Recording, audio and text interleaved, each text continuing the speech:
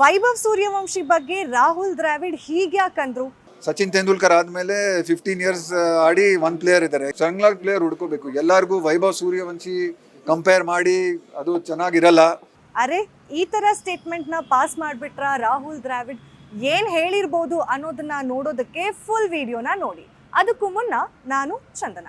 ಈಗ ರಾಜಸ್ಥಾನ್ ರಾಯಲ್ಸ್ ನಲ್ಲಿ ಆಡಿದಂತಹ ವೈಭವ್ ಸೂರ್ಯವಂಶಿ ಅವರ ಬ್ಯಾಟಿಂಗ್ ಮೂಲಕ ಸಿಕ್ಕಾಪಟ್ಟೆ ಫೇಮಸ್ ಆದ್ರು. ಯಾವುದೇ ದೊಡ್ಡ ಬೌಲರ್ ಬಂದರೂ ಕೂಡ ಹಿಗ್ಗಾಮುಗ್ಗ ಬಾರಿಸ್ತಾ ಇದ್ರು. ಇವರ ಬ್ಯಾಟಿಂಗ್ಗೆನೆ ಅದೆಷ್ಟೋ ಅಭಿಮಾನಿಗಳು ಫಿದಾ ಆಗೋಗಿದ್ದಾರೆ. IPL ನಲ್ಲಿ ಅವರದ್ದೇ ಆದಂತಹ ಹೆಸರು ಮಾಡಿಕೊಂಡಂತಹ ವೈಭವ್ ಸೂರ್ಯವಂಶಿ ಎಲ್ಲರ ಗಮನ ಸೆಳೆದಿದ್ದಾರೆ.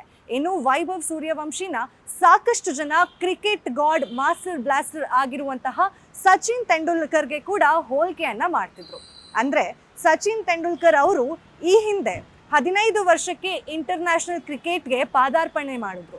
ಈಗ ಅದೇ ಹಾದಿಯಲ್ಲಿ ವೈಭವ್ ಸೂರ್ಯವಂಶಿ ಅವರು ಕೂಡ 15ನೇ ವಯಸ್ಸಿಗೆ ರಾಷ್ಟ್ರೀಯ ಕ್ರಿಕೆಟ್ ತಂಡಕ್ಕೆ ಆಯ್ಕೆ ಆಗಿದ್ದಾರೆ. ಸೊ ಎಲ್ಲರೂ ಕೂಡ ಕಾಮನ್ ಇರ್ಬೋದು ಅಂತ ಹೇಳಿ ಹೋಲಿಕೆ ಮಾಡೋದಕ್ಕೆ ಶುರು ಮಾಡಿದ್ರು. ಮಹಾರಾಜ ಟ್ರೋಫಿ 2026 ಕಾರ್ಯಕ್ರಮ ಅನಾವರಣದಲ್ಲಿ ರಾಹುಲ್ ದ್ರಾವಿಡ್ ಅವರು ಕೂಡ ಪಾಲ್ಗೊಂಡಿದ್ರು. ಈ ಸಂದರ್ಭದಲ್ಲಿ ಮಾಧ್ಯಮದವರು ಅವ್ರಿಗೆ ಒಂದಷ್ಟು ಕ್ವಶನ್ಗಳನ್ನ ಕೂಡ ಕೇಳ್ತಾರೆ. ಆ ಟೈಮ್ನಲ್ಲಿ ರಾಹುಲ್ ದ್ರಾವಿಡ್ ಅವರು ಉತ್ತರ ಕೂಡ ಕೊಟ್ಟಿದ್ದಾರೆ. ಸಚಿನ್ ತೆಂಡೂಲ್ಕರ್ಗೆ ಹೋಲಿಕೆನ ಮಾಡಬೇಡಿ, ಯಾವುದೇ ಆಟಗಾರರಿಗೆ ಯಾರೂ ಕೂಡ ಹೋಲಿಕೆನ ಮಾಡಬೇಡಿ. ವೈಭವ್ ಸೂರ್ಯವಂಶಿ ಒಂದು ಅದ್ಭುತವಾದಂತಹ ಆಟಗಾರ, ಅವರು ಸಿಕ್ಕಾಪಟ್ಟೆ ಟ್ಯಾಲೆಂಟೆಡ್ ಇರುವಂತಹ ಆಟಗಾರ. ಆದರೆ ಅವರಿಗೆ ಈ ಹೇರಿಕೆನ ಹಾಕಬೇಡಿ. ಅಂದರೆ ಸಚಿನ್ ಅಂತಹ ಇನ್ನೊಬ್ಬ ಆಟಗಾರ ಹುಟ್ಕೊಂಡಿದ್ದಾನೆ ಅಂತ ಹೇಳಿದ್ರೆ ಅದು ಅವ್ರ ಮೇಲೆ ಪ್ರೆಷರ್ ಆಗುತ್ತೆ ಅನ್ನೋ ಒಂದು ಅರ್ಥದಲ್ಲಿ ರಾಹುಲ್ ದ್ರಾವಿಡ್ ಅವರು ಪ್ರತಿಕ್ರಿಯೆಯನ್ನು ಕೂಡ ಕೊಟ್ಟಿದ್ದಾರೆ. ಆ್ಯಂಡ್ ಇನ್ನೊಂದು ವಿಷಯ ಏನಪ್ಪ ಅಂತ ಹೇಳಿದ್ರೆ, ತಮಾಷೆಗಾಗಿ ರಾಹುಲ್ ದ್ರಾವಿಡ್ ಅವರು ಆ ಮಾತನ್ನ ಮುಂದುವರಿಸ್ತಾ, ಸಚಿನ್ ಬಂದು 40 ವರ್ಷ ಆದ್ಮೇಲೆ ವೈಭವ್ ಸೂರ್ಯವಂಶಿ ನಮಗೆ ಸಿಕ್ಕಿದ್ದಾರೆ. ವೈಭವ್ ಸೂರ್ಯವಂಶಿ ತರ ಪ್ಲೇಯರ್ಸ್ ಕರ್ನಾಟಕದಲ್ಲಿ ಹುಡುಕುವಂತ ಪ್ರಯತ್ನ ಇದೆ ಸರ್. ಚೆನ್ನಾಗಿ ಪ್ಲೇಯರ್ ಹುಡ್ಕೋಬೇಕು. ಎಲ್ಲರಿಗೂ ವೈಭವ್ ಸೂರ್ಯವಂಶಿ ಕಂಪೇರ್ ಮಾಡಿ ಅದು ಚೆನ್ನಾಗಿರಲ್ಲ. ವೈಭವ್ ಸೂರ್ಯವಂಶಿ ಒಂದು unique player sir. Sachin Tendulkar ಆದಮೇಲೆ 15 ಇಯರ್ಸ್ ಆಡಿ ಒನ್ ಪ್ಲೇಯರ್ ಇದ್ದಾರೆ. ಎಷ್ಟು ವರ್ಷ ಆಗೋಯ್ತು? ಅದಕ್ಕೆ ಒಂದು 40 ವರ್ಷ ಆಗೋಯ್ತು. 40 ವರ್ಷ ಆದಮೇಲೆ ಇನ್ನೊಂದು ವೈಭವ್ ಸೂರ್ಯವಂಶಿ ಬರ್ತಾರೆ. ಸುಮ್ಮನೆ ಅದು ಕಂಪೇರಿಂಗ್ ಮಾಡಬಾರ್ದು. ನಮ್ಮ ಹುಡುಗರು ಚೆನ್ನಾಗಿ ಆಡ್ತಾರೆ, ಅವ್ರಿಗೆ ಆಡಬೇಕು. ಬಟ್ ಅವ್ರು ಒಂಥರ ಯುನೀಕ್ ಪ್ಲೇಯರ್. ಯುನೀಕ್ ಪ್ಲೇಯರ್, ಅವ್ರಿಗೆ ಎಕ್ಸೆಪ್ಟ್ ಮಾಡಬೇಕು. ಒಂದು ಸಖತ್ತಾಗಿ ಆಡ್ತಾ ಇದ್ದಾನೆ.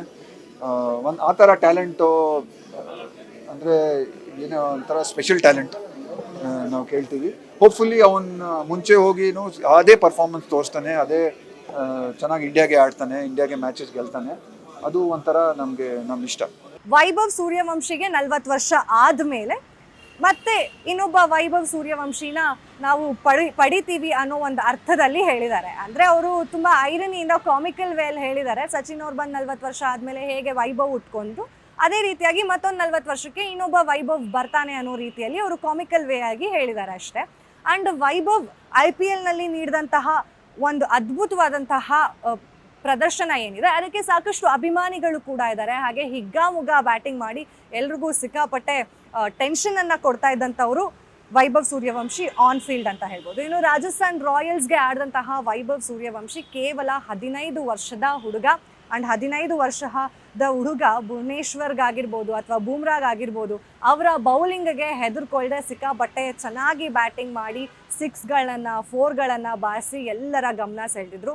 ಇನ್ನು ಈ ಹುಡುಗ ನಮ್ಮ ರಾಷ್ಟ್ರೀಯ ಕ್ರಿಕೆಟ್ ತಂಡಕ್ಕೆ ಆಯ್ಕೆಯಾಗಿದ್ದು ಹೇಗೆಲ್ಲ ಪ್ರದರ್ಶನ ಮಾಡ್ತಾರೆ ಅನ್ನೋದನ್ನು ಕೂಡ ನಾವು ಕಾದು ನೋಡಬೇಕಾಗಿದೆ. ಆ್ಯಂಡ್ ಮಹಾರಾಜ ಟ್ರೋಫಿ ಕೂಡ ಇನ್ನು ಸದ್ಯದಲ್ಲೇ ಆಡಲಿದ್ದಾರೆ ನಮ್ಮ ಕರ್ನಾಟಕದ ಹುಡುಗರು. ನಮ್ಮ ಕರ್ನಾಟಕದ ಹುಡುಗರಿಗೂ ಕೂಡ ಸ್ಥಳೀಯ ಕ್ರಿಕೆಟ್ ಏನು ಟ್ಯಾಲೆಂಟ್ಸ್ ಇದ್ದಾರೆ ಅವ್ರಿಗೆ ಕೂಡ ಒಂದಷ್ಟು ಹೆಲ್ಪ್ ಆಗಬೇಕು ಅಂತ ಹೇಳಿ ರಾಹುಲ್ ದ್ರಾವಿಡ್ ಅವರು ಈ ವಿಡಿಯೋದಲ್ಲಿ ಕೂಡ ಹೇಳಿದ್ದಾರೆ. ಸೊ ಮತ್ತಷ್ಟು ಅಪ್ಡೇಟ್ಸ್ಗಾಗಿ ಫಾಲೋ ಮಾಡಿ ಅಶ್ವವೇಗ ನ್ಯೂಸ್.